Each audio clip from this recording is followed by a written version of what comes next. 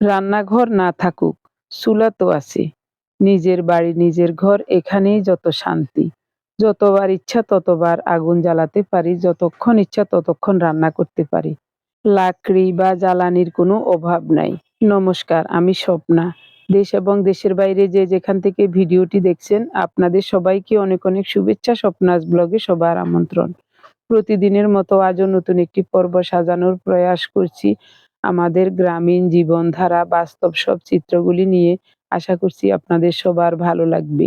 তাই অনুরোধ রইল, পর্বটি প্রথম থেকে শেষ পর্যন্ত দেখুন। এখন সকালবেলা পুরানো দিনের সেই পিঠা তৈরি করব ভাবছি।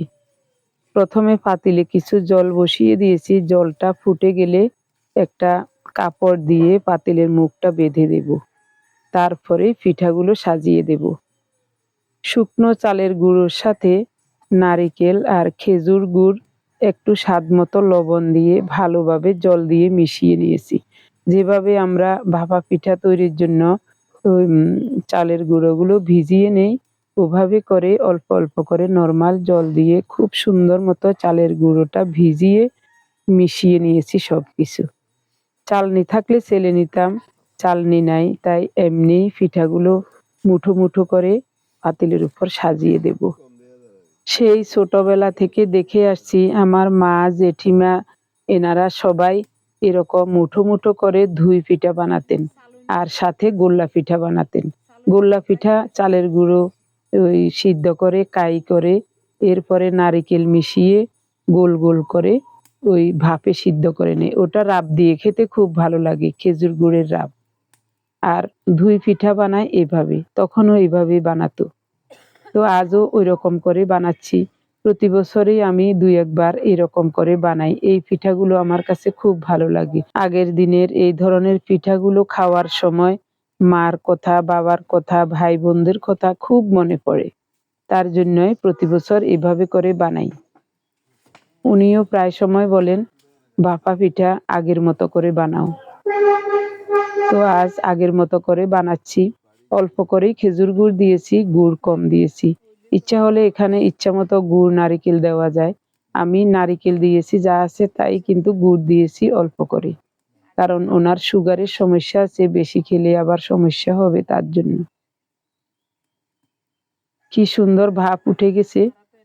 তার উপরে মুঠো মুঠো করে পিঠাগুলো সাজিয়ে দিয়ে ঢেকে রান্না করব কমপক্ষে ২০ মিনিট। তারপরেই সব পিঠাগুলো একসাথে হয়ে যাবে। আপনি যদি এই প্রথম আমাদের ভিডিওটি দেখে থাকেন, সম্পূর্ণ পর্বটি দেখার পর যদি একটুও ভালো লাগে, আমার অনুরোধ রইল চ্যানেলটি সাবস্ক্রাইব করে আপনার মূল্যবান মন্তব্যটি লিখে জানাবেন। ফেসবুক থেকে ভিডিওটি দেখে থাকলে পেজটি ফলো, লাইক, শেয়ার করে আপনার মূল্যবান মন্তব্যটি লিখে জানাবেন। যে কোনো গঠনমূলক মন্তব্য করতে পারেন, কোনো সমস্যা নেই। আমি আপনাদের সকল মন্তব্যের উত্তর দেব। আমি জানি এবং বুঝতে পারি অনেকেই দেখা হলে বলেন, আপনার ভিডিও দেখেছি, অনেক ভালো লেগেছে, খুব সুন্দর লেগেছে, এইসব কথাগুলি বলেন। আমাদের পাড়া প্রতিবেশী, আত্মীয় স্বজন প্রায় অনেকেই আমাদের ভিডিওগুলি দেখেন, কিন্তু কেউ কমেন্টস করেন না। কমেন্টস করলে আপনাদের মতামত জানতে পারতাম, তাহলে ভিডিওর কোয়ালিটি হয়তো বা আরো একটু ভালো হতে পারত। আমি তো তেমন কিছুই জানি না। আপনারা, এই জন্যই আমি সবসময় বলি, আপনারা যে কোনো গঠনমূলক মন্তব্য করতে পারেন। হাতে গোনা কয়েকজন আছেন, আপনারা সবসময় কমেন্টস করেন, তাই আপনাদের সবাইকে জানাই অজস্র অজস্র ধন্যবাদ, অভিনন্দন এবং কৃতজ্ঞতা। ফেসবুক পেজে ভিডিওগুলি দেখে আপনারা যারা রিয়েক্ট দেন, আপনাদেরকে বোঝা যায় কে কে রিয়েক্ট দিয়েছেন। কিন্তু ইউটিউবে রিয়েক্ট দিলেও বোঝা যায় না, কমেন্টস করলে তখনই বোঝা যায় কে কমেন্টস করছেন বা কি লিখছেন বা কে আমাদের ভিডিও দেখছেন। এই জন্যই আমি সবসময় বলি, আপনারা ভিডিও দেখে একটা সুন্দর গঠনমূলক কমেন্টস করবেন। কমেন্টস করতে সুযোগ না পেলেও একটা লাইক দিয়ে আপনারা কে কে ভিডিও দেখছেন আমাকে জানার সুযোগ করে দিবেন। আমার প্রিয় ভাই বোন, বন্ধু স্বজন, আপনাদের কাছে আমার আরো একটা অনুরোধ রইল, আপনারা বেশি বেশি লাইক, কমেন্ট এবং শেয়ার করে আমাদের ভিডিওটা আরো অনেকের কাছে পৌঁছানোর ব্যবস্থা করুন। আমার ইউটিউব এবং ফেসবুকে আসার প্রায় ৩ বছর পার হয়ে গেছে, কিন্তু চ্যানেলটা বা পেজটা এখনো তেমন বড় হয় নাই। আপনারা ইচ্ছা করলে ভালোবেসে একটা লাইক দিতে পারেন। আমার মনে হয় একটা লাইক দিলেও আমাদের ভিডিওটা আরো অনেকের কাছে পৌঁছে যেত। আপনারা কেন যে এত কৃপণতা করেন আমি কিছুই বুঝি না। এত কষ্ট করে ভিডিও তৈরি করি, আপনাদের কাছে ভালো লাগে, যারা কমেন্টস করেন তাদের কাছে জানতে পারি আপনাদের অনেকের কাছে ভালো লাগে। নিশ্চয় ভালো না লাগলে কেউই আমাদের ভিডিও দেখতেন না। যেকোনো মানুষের ভিডিও ভালো না লাগলে কেউ ভিডিও দেখে না। তাহলে যদি ভালোই লাগে এতক্ষণ পর্যন্ত ধৈর্য ধরে ভিডিওটা দেখছেন, একটা লাইক দিলে বা সামান্য একটা মন্তব্য করলে সমস্যাটা কোথায় আমি কিছুই বুঝি না। এতে করে আপনার এবং আমার মাঝে কমেন্টসের মাধ্যমে কথোপকথন হবে। এই ব্যাপারটা আমার কাছে তো খুব ভালোই লাগে। আপনাদের কাছে কেমন লাগে জানি না। আমি সবসময় বিশ্বাস করি একটা কমেন্টস দেখলে ১০০ জনের মনের ভাব বোঝা যায়। আমাদের ভিডিও যারা দেখেন তাদের মধ্যে অনেকেই ভাবেন একটা লাইক দিলে অথবা একটা কমেন্টস করলে আমি অনেক অনেক টাকা পেয়ে যাব। এতই যদি টাকা পাওয়া সহজ হয়ে যেত তাহলে লক্ষ লক্ষ কন্টেন্ট ক্রিয়েটর রাতারাতি কোটিপতি হয়ে যেত। আপনাদের মাঝে কেউ কি এমন আছেন যে মাসে মাসে হাজার হাজার এবং লক্ষ টাকা কামাই করছেন? যদি ওইরকম হয়ে থাকেন অবশ্যই কমেন্টস করে জানাবেন। হ্যাঁ, কিছু কিছু কন্টেন্ট ক্রিয়েটর আছেন বড় বড়, ওনারা কিন্তু ঠিকই মাসে লক্ষ লক্ষ টাকা রোজগার করেন। আমি সাধারণ সাদামাটা ভিডিও তৈরি করি, নিজে যা জানি তাই নিজেই এডিট করি, নিজেই সবকিছু করি। আমি ওইসব বড় চিন্তা কখনোই করি না। আমি জানি আমার কখনো ওইরকম হবে না। কিন্তু আপনাদের সান্নিধ্য পাওয়ার একটা ইচ্ছা আছে। আপনারা যদি ভালোবেসে ভিডিও দেখে কমেন্টস করেন, আপনাদের সাথে কথোপকথন হবে, আপনারা কে কোথা থেকে কমেন্টস করছেন এটাও জানতে পারবো। যেমন গতকাল আমার একজন প্রিয় দিদি চট্টগ্রাম থেকে হোয়াটসঅ্যাপে আমাকে কল করেছেন। তো আমি কলটা রিসিভ করতে পারি নাই। যতবারই রিসিভ করতে যাই কেটে যায়।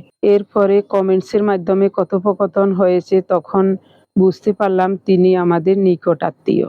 ব্যাপারটা আমার কাছে খুব ভালো লেগেছে। এভাবে অনেকেই আমাদের ভিডিও দেখেন কিন্তু কেউ কোনো কমেন্টস করেন না এবং একটা লাইকও দেন না। বাড়িতে আসার পর থেকে অনেকের মুখেই শুনতে পাচ্ছি আমি নাকি অনেক টাকা রোজগার করছি। মাসে মনে হয় হাজার হাজার লক্ষ লক্ষ টাকা রোজগার করছি। এই কথাটা শুনে কেউ সামনাসামনি বলছেন, কেউ পিছনে বলছেন। এই কথাটা শুনে আমি শুধু হাসছি আর নিজের কাছে অনেক ভালো লাগছে। ভাবুক না মানুষে, ভাবলেও আমার কাছে ভালো লাগে। গত ৩ বছরে ইউটিউবে আমার সাবস্ক্রাইবার, আমার প্রিয়জন মাত্র ১১,০০০, আর ফেসবুক পেজে ফলোয়ার মাত্র ৩,০০০। এত অল্প ফলোয়ার এবং অল্প সাবস্ক্রাইবার থাকলে কেউ কোনোদিন কত টাকা পায় সেটা আমার জানা নাই। কিন্তু সবাই মজা পাচ্ছে টাকা টাকা করে। আমার কাছেও ভালো লাগছে, অসুবিধা নাই। যাই হোক, অনেক কথাই বলে ফেলেছি। কিছু ভুল বললে ক্ষমা সুন্দর দৃষ্টিতে দেখবেন প্লিজ। এদিকে গুড় নারিকেল মেশানো মুঠো মুঠো ভাপা পিঠা বা ধুই পিঠাগুলো খেতে খুবই ভালো লেগেছে। পিঠা খেতে খেতে আমরা অনেকক্ষণ পর্যন্ত চুলার ধারে বসেছিলাম। তখন আগের স্মৃতিচারণ করেছিলাম। উনি বলেছেন ওনার ছোটবেলার কথা আর আমি বলেছি আমাদের ছোটবেলার কথা। সব মিলিয়ে খুবই ভালো লেগেছে। এর পরেই ভ্যানওয়ালা থেকে মাছ নিলাম ৩ কেজির মতো। ৩ কেজির একটু কম আছে। ২ কেজি ছোট ছোট রুই মাছ আর ১ কেজির একটু কম একটা মৃগেল মাছ নিয়েছি। আমাদের মেজো বউ এখানে বসে বসে সবজি কাটছে। মিঠুনের মাও আসছে। মিঠুনের মার সাথে অনেকক্ষণ পর্যন্ত গল্প করলাম। সবার সাথে গল্প করতে করতে রোদে বসেই মাছগুলো কেটে নিচ্ছি। সবগুলো মাছের পাতুরি করব। গত ২-৩ দিন আগে পার্থ ফোন করে বলেছে মা আসার সময় তেলাপিয়া মাছের পাতুরি আনবেন, কয়লার আগুনে পুড়িয়ে। তো আজ কয়দিন তেলাপিয়া মাছ খুঁজছিলাম কিন্তু পাই নাই। বাজারে গেলে পাওয়া যেত। ভাবছিলাম এখানেই পাবো রাস্তার ধারে, কিন্তু পেলাম না। আজ পেয়েছি এই মাছগুলো। তাই এই মাছগুলো নিয়ে নিলাম। মাছ পেয়েই সাথে সাথে ওনাকে বলেছিলাম কলা পাতা আনতে। উনি কলা পাতাও ৪-৫টা নিয়ে আসছেন। পাতাগুলো ঘরে রেখেছি। মাছগুলো ছোট ছোট টুকরো করে কেটে পুকুর থেকে ভালো করে ধুয়ে এনেছি লবণ মাখিয়ে। এরপরে বাড়ি এসে চাপকলের জলে আবারও ভালো করে ধুয়ে নিয়ে মাছগুলো জল ঝরতে রেখেছি। এদিকে আমি মাছের পাতুরি করার জন্য ১ কেজির একটু কম হবে পেঁয়াজ কুচিয়ে নিয়েছি। পেঁয়াজগুলো খোসা ছাড়িয়ে ধুয়ে তারপরে কুচিয়ে নিয়েছি। পাটায় বেটে নেব। আর কিছু শুকনো মরিচ বেটে নিচ্ছি। সাথে কাঁচামরিচ সিদ্ধ করে ওটাও বেটে নেব। সব মিলিয়ে সবকিছু বেটে নিতে একটু সময়ও লাগবে। ৩ কেজি মাছের পাতুরি করতে যা যা পেঁয়াজ, কাঁচামরিচ, শুকনো মরিচ লাগে সব পাটায় বেটে নিচ্ছি। বাটা এখনো শেষ হয় নাই, আরও পেঁয়াজ আছে, কাঁচামরিচও রয়ে গেছে। অনেক সময় লাগছে বাটতে।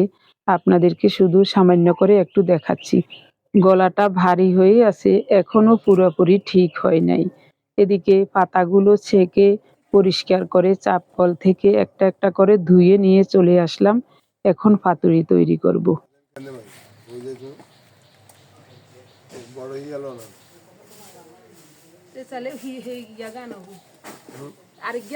স্টিলের গাবলা ইয়া নবী তাইছে হাতা এখান ধরো, আগে হাতা এখান ধরো, হাতা বেশি চিপ দিও না, ওই সিঁড়ি যাবে।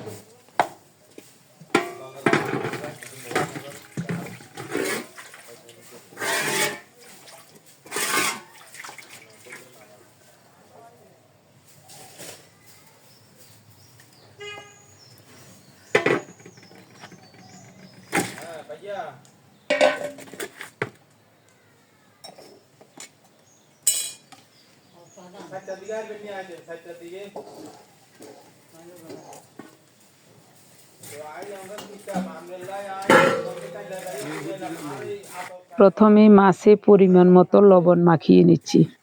ছোট বলটাতে নিয়েছিলাম, ওটাতে মাখাতে পারবো না, তাই বড় একটা গামলায় নিয়ে নিলাম। অনেক বড় গামলাটা। বাড়িতে থাকি না, তার জন্য ওই রকম বিভিন্ন সাইজের পাত্র নাই ঘরে। সরিষার তেল দিয়েছি। মাছে লবণ আর সরিষার তেল ভালো করে মাখিয়ে নেব। এরপরেই বাটা মশলাগুলো দেব। বাটা মশলাতে কিছুই নাই, শুধু শুকনো মরিচ, কাঁচামরিচ আর পেঁয়াজ বাটা। পেঁয়াজ আরও দিলেও ভালো হতো, কিন্তু ঘরে আর পেঁয়াজও নাই। ১ কেজি পেঁয়াজ এনেছিল, তার থেকে গতকাল মনে হয় ৩টা পেঁয়াজ খরচ করেছিলাম, আরগুলো সব দিয়ে দিলাম। বাড়ি থেকে চলে যাব, বেশি বেশি জিনিস কিনে কোনো লাভ নাই, এগুলি আবার বহন করে নিতে হবে, না হয় ফেলে যেতে হবে। তার জন্যই আর পেঁয়াজ আনা হয় নাই। ধানের কাজ শেষ হয়ে গেছে আরও অনেক আগে। এখন শুধু বসে বসে খাচ্ছি, কিন্তু একটা কাজ থাকার কারণে ওই আটকা পড়ে গেছি। ওই কাজটা শেষ হলেই চলে যাব। কি কাজে আটকা পড়ে গেছি এটা আপনাদেরকে পরে বলবো। এবার ছেঁকে ধুয়ে আনা ফ্রেশ কলা পাতার উপর মাখানো মাছগুলো পরিমাণ মতো করে দিয়ে ৪-৫টা পাতুরি করব। বেশি তো দেওয়া যাবে না। এই পাতুরিগুলো কয়লার আগুনে চুলার ভিতরেই ঢুকিয়ে দেব, তার জন্য অতিরিক্ত বেশি মাছ দেওয়া যাবে না। একেবারে মাছের মাথা সহ সব দিয়ে দিলাম। তেলগুলো আলাদা করে বেছে নিয়েছি, ওটা রান্না করব ভিন্নভাবে পেঁয়াজকলি দিয়ে। মিঠুনের মা কয়েকটা পেঁয়াজকলি পাঠিয়েছে মাছের তেল রান্না করার জন্য। ওটা দিয়ে মাছের তেল রান্না করব। আর মাছের পাতুরি তো আছে, গতকালের একটু বাঁধাকপির ঘন্ট আছে। আজ আর কিছুই রান্না করব না, শুধু মাছের তেল রান্না করব। পরিমাণ মতো একটা পাতার উপর নিয়ে হাতটা ভালো করে ধুয়ে নিয়েছি। এখন পাতুরিগুলো এভাবে করে মুড়িয়ে নেব। উৎফল এসে বলছে, কাকিমা এগুলি কি করছেন, এত পাতুরি? আমি বলছি এগুলি চাইনিজ খাবার। তখন সবাই মিলে হাসলো। সবার ভাত রান্না হয়ে গেছে, একটা গোপালদের চুলায় দেব, আরেকটা দেব উৎপলদের চুলায়, একটা দেব আমাদের সমীরদের চুলায়, আর একটা কোথাও কারো বাড়িতে নিয়ে দিয়ে আসবো।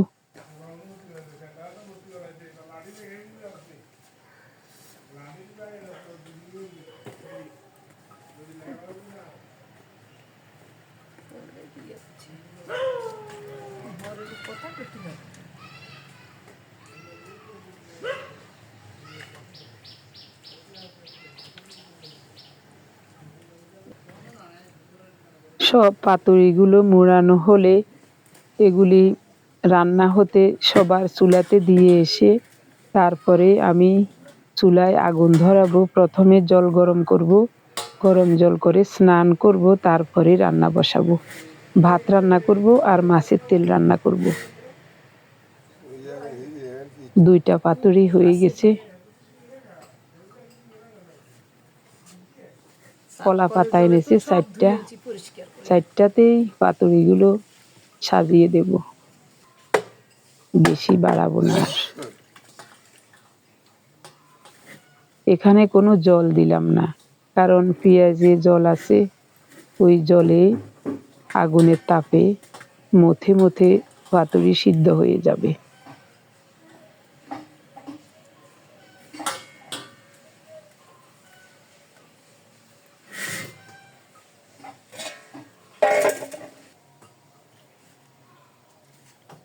শেষ পাতুরিতে সব নিংড়ে দিয়ে দিলাম। এটাও খুব যত্ন করে সুন্দরভাবে মুড়িয়ে নেব।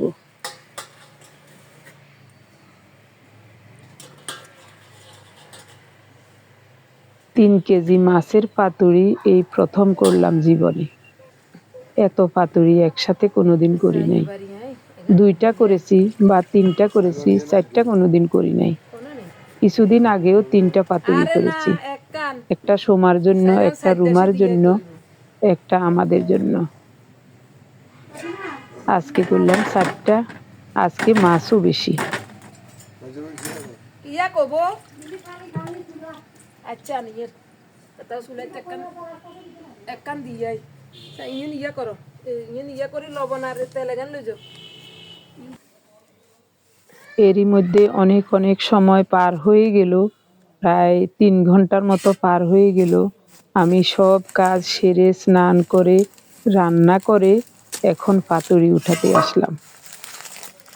একটা পাতুরি উঠিয়ে নিয়ে যাচ্ছি সমীরদের চুলা থেকে। এটা ভেঙে এখন আমরা খাবো, আরগুলি এখনো যার যার চুলায় রয়েছে, ওগুলি খাওয়া দাওয়া শেষে পরে আনবো। এই চুলায় আগুন বেশি ছিল, পাতুরিটাও খুব সুন্দর মতো হয়ে গেছে, তাই খাওয়ার জন্য প্রথমে এটা উঠিয়ে নিয়ে যাচ্ছি। কি সুন্দর গ্রান বের হয়েছে। আমাদের জন্য ভাত বেড়ে নিলাম, পাতুরিটা খুলে দেখাচ্ছি আপনাদের। ওহ, কি দারুণ ভাবে হয়ে গেছে। পার্থ বলছিল কয়লার আগুনে পাতুরি রান্না করে নিতে, তাই কয়লার আগুনে সব পুড়িয়ে নিচ্ছি।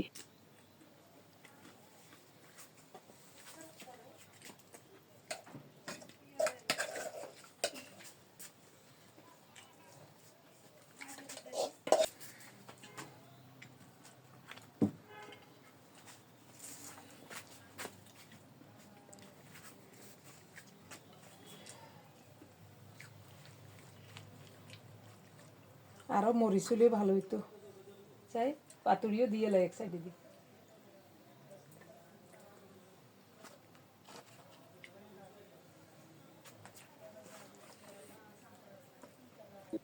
পাতুরিতে হলুদ দেই নাই, তাই রংটা বেশি উজ্জ্বল হয় নাই, তবে ঘ্রাণ সুখে বোঝা যাচ্ছে খুবই চমৎকার হবে।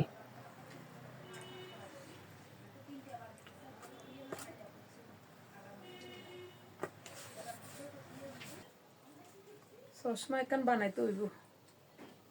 চশমা ইয়ে ন দিলেও দেখি না, দিলেও নাকে ব্যথা পাই, বিরক্ত লাগে।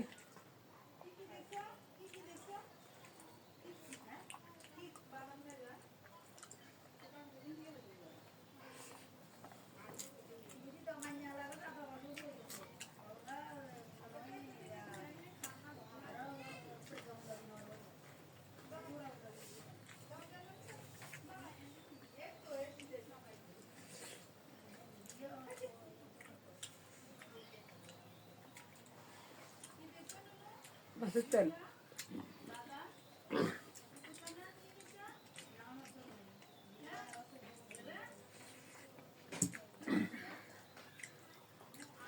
পাতুরিটা কেমন হয়েছে খাই দেখি পাতুরি নি জাল হয়েছে জাল হইলে কি কি স্বাদ হয়েছে কি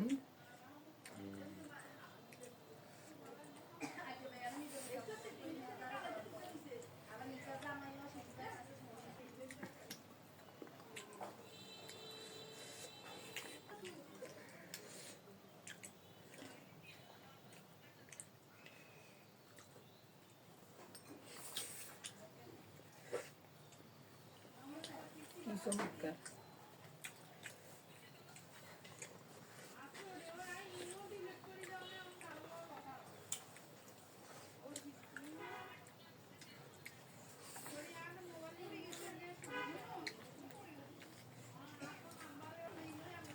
টেবিলে প্লেট রেখে চেয়ারে বসে খাওয়া হলো শান্তির খাওয়া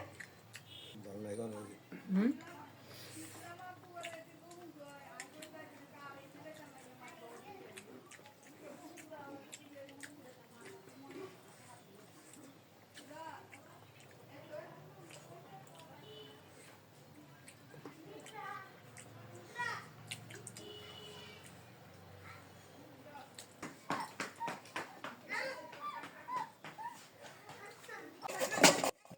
দুপুরের খাওয়া দাওয়া শেষে প্লেটগুলো ধুয়ে একটু বসেছিলাম মোবাইলটা হাতে নিয়ে, তখনই দেখি জয়শ্রী, পুনম, তারপর পুষ্পিতা ওরা চালতা মাখা করবে।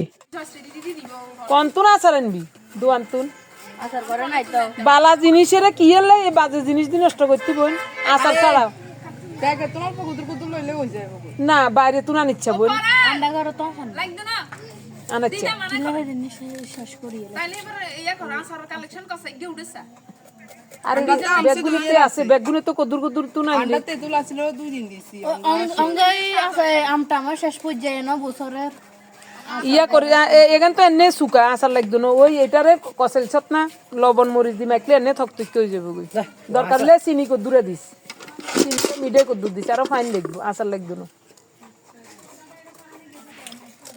আজকে কদিন এনে ঘরের আসার দিয়ে বানানি হয়েছে বেগুনে অন্তরে এত বানাইছে তোরা এত বানাইছো ঠান্ডা কোন দিয়ে আসিলাম একদিন আপনারা আনারা খানেন একদিন সকালেও বানাইছি বিয়ালেও বানাইছি সকালের গুনে কর বিয়ালে খাই না আপনি বড় দাদার উৎসবের সময় আসছিলেন হ্যাঁ বড় দাদার না আসিলাম না সেদিন বানাইছে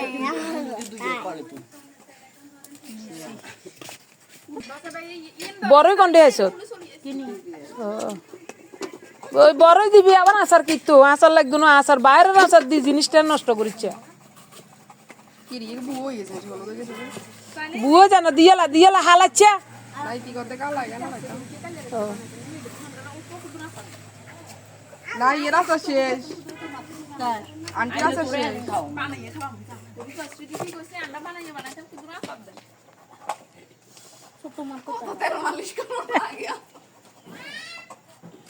আরে সময় আঙ্গর রুমার ইয়া বুঝতি এ তেঁতুল কিনি রাখতো কেজি 1 কেজি আধা কেজি কিনি রাখতো হারা বছর ইমিন খাই গেল 280 টাকা হেদিন না কইবেন আচার বানাবো মার আঙ্গো ঘরে তেঁতুল থাকে আঙ্গো ঘরে অন্য আছে কি দেখাই বড় বাবুরা তো এসে গিয়ে লইয়া তুই দে তোরা দে 200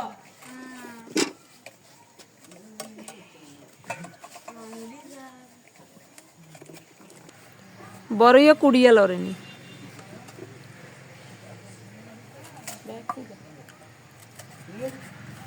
একবার আমরা জাগির গেছিলাম জাগির এলা বাইত গেছি আর ইসিমার গো বাইত হেতার গো কত বড় গিয়া শুকা বড় বইল বড় কত বড় এত বাইর মুখ ঢুকতে বড় সুগন্ধ এক বইল বড় এত বড় আসছিল তো এবারই আর মা হিসিমা টিসিমা বেগুন মিলি গেছি না আর ফিসে কয় দুগা বড়ই বানো বড়ই এবার হেতা গো হিলের লোটালা ডেইতে দুকি দুকি এক গাবলা বানাইছে বইল বড় ইয়া শুকা বড়ই খাইছি অন মনে আছে হে ছোট্ট কালে আম্মা বই ইয়েতে ডেইতে দুখছে এবার বুঝিছা লবণ মরিচ দি বড়ই রে এক কারে ডেইতে দুকিয়েছে কি হওয়াত লাগছে খাইতে।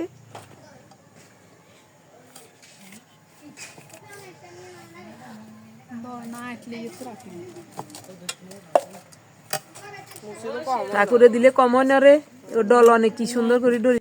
জয়শ্রী ছোট ছোট মুচিগুলো গ্রেট করে নিয়েছে, পরিষ্কার করে ধুয়ে। এদিকে পুষ্পিতা আর পুনম বড়ই আর চালতা কেটে নিচ্ছে। চালতা, বড়ই এগুলো খোসা ছাড়িয়ে পরিষ্কার করে ধুয়ে নিয়েছে, তারপরে কুচিয়ে নিচ্ছে। আমাকে বলছে মাখা করতে। আমি বলছি তোরা মাখ। ওরা বলছে না দিদা আপনি মাখুন, আমরা সবাই খাবো। শুকানো মনে হয়। সুকা মিষ্টি কিছু তো অনেক অনেক আছে সুকা মিষ্টি মিক্স করছে নইছি যে ওই সময় তারা কইছে সুকা মিষ্টি তাহলে বড় হয়ে যান না। ইতি গোড়া হালাইবার পদ্ধতি দেখার বুঝে। অনগা শুকা বড়ই আছে নি ব্যাক হাইব্রিড মাইব্রিড বার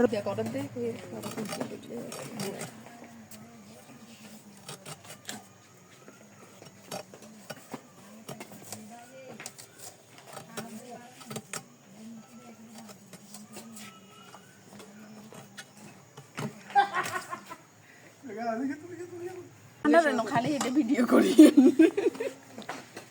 সাই দে আদেসা আর মোবাইল পিচ্ছি তো লাগাই দি ওরে থাইয়ে কি দিনের রগে হিতে ওই তার হিন না। আর কি সব কিছু তো লইয়া লাইছ। লবণ আর লাগবে লবণ এখন তো লাগবো রে বেগেন কেন দেন আরো লাগবে নাসলাম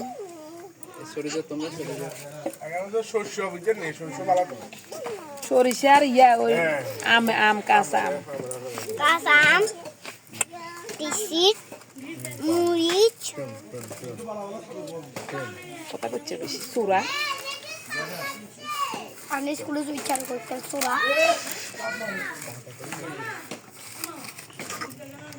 লবণও তো এখানে এক নম্বর। আসারো মোবাইল কানেক্ট দি দিলে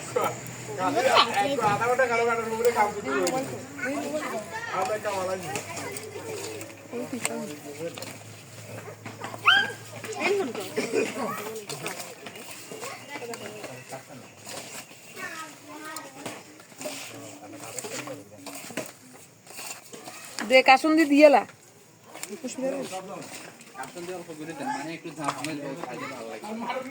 আরে কইয়েন না সরিষা বাড়ি দি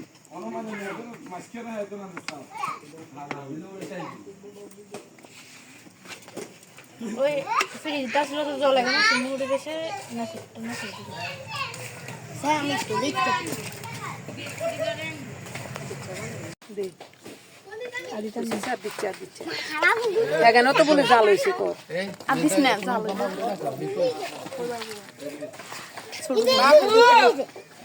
বাবু বাবু মুখে জল বাড়ে জাননি জল বাড়লে হয়তো জালে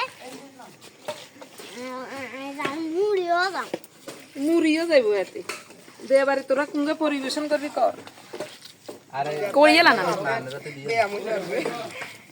দিয়ে না যা এই প্রসাদ লই যা প্রসাদ এই তিমল খাবে নি সিমেশ আহনা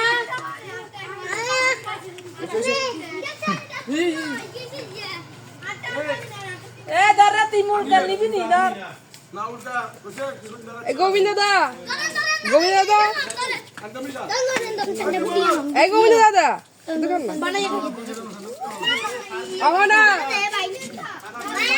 এই সন্ধ্যা না খাইতে না তুমি জানি কি অবস্থা গো হসাত দিয়া ওই ইয়ার বানাইয়া পছন্দের মতো লাগে আর কেউ নাই তো দয় বাড়ি তোর গা কোনান দিতাম মাইয়া করে তো ভাই তো হাইয়ে না পসাদ পসাদ নামা করি তো নামা করি নামো তো নামো ধরা গো তুই তো দূরে লই যাও সালা সালা না সাত দিবেলে কারো আইয়ে লই যা ধরেন 100 সামান করে লইল না লবণ করে বানাইছে লবণ বেশি দিয়ে আর এই যে তো মানে একটু ইয়ে নইলে ভালো লাগে না, নিলে ভালো লাগবে না। ও অসুবিধা নাই ওই যে এখানে একটা অ্যাক্সিডেন্ট হয়ে গেল। ইয়া গো গলা বসে গেল খাইতেন না দর দর দর দেখা কত গাছগুলো লই গেছি ও মাইনস আর করে ওই যে আমি কিরে কই তো হঠাৎ হঠাৎ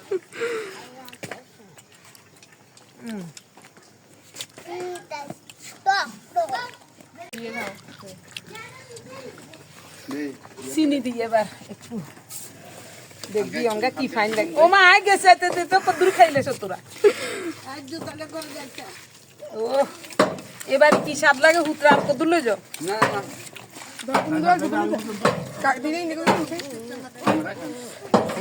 নিম কাটলা রে